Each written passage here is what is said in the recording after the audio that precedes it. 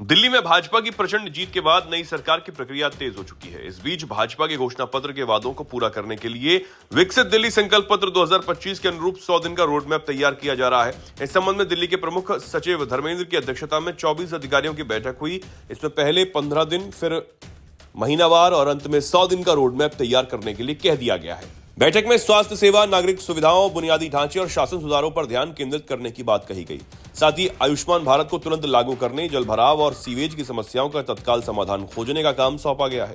नागरिक प्रशासन को सुव्यवस्थित करने के लिए विभिन्न विभागों के बीच समन्वय के लिए एनडीएमसी क्षेत्र में एक एकीकृत दिल्ली नियंत्रण कक्ष स्थापित किया जाएगा। मुख्य सचिव ने अधिकारियों को आम आदमी पार्टी सरकार द्वारा तैयार की गई अध्यक्षों और सदस्यों की नियुक्तियों की सूची तैयार करने के लिए भी कहा है।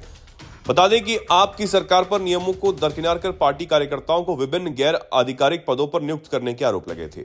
सभी अधिकारियों से इस संबंध में पावर पॉइंट प्रेजेंटेशन देने की कहा गया है। वहीं आम आदमी पार्टी की पंजाब सरकार ने दिल्ली में मिली हार से एक बड़ा सबक लिया है। भगवंत मान के नेतृत्व वाली पंजाब की सरकार ने राज्य के युवाओं के लिए बड़ी घोषणा कर दी है। आप सरकार ने ऐलान किया कि पंजाब पुलिस में 1746 नई भर्तियां होंगी। इसमें 1261 जिला काडर और 485 हथियारबंद काडर के पद शामिल हैं। बता दें कि दिल्ली विधानसभा चुनाव में आम आदमी पार्टी को करारी हार का सामना करना पड़ा। पिछले 10 सालों से दिल्ली की सत्ता पर काबिज आपको चुनाव में 70 में से सिर्फ 22 सीटें ही मिल सकी। वहीं बीजेपी का दिल्ली में 27 सालों का वनवास खत्म हो गया। भाजपा ने दिल्ली चुनाव में 70 में से 48 सीटों पर विजय हासिल कर ली है। गौरतलब है कि दिल्ली चुनाव में आपके लगभग सभी बड़े नेता चुनाव हार गए। आप सुप्रीमो अरविंद केजरीवाल को नई दिल्ली सीट का हार का सामना करना पड़ा।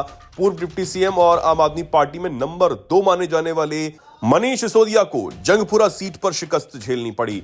इसके साथ ही सौरभ भारद्वाज, सत्येंद्र जैन और सोमनाथ भारती को भी हार झेलनी पड़ी है।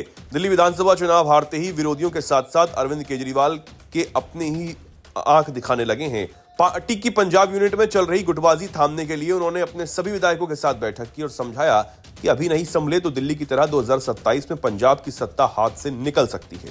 उधर दिल्ली की हार को लेकर मंथन चल ही रहा था कि नेता विपक्ष को लेकर भी खींचतान शुरू हो चुकी है।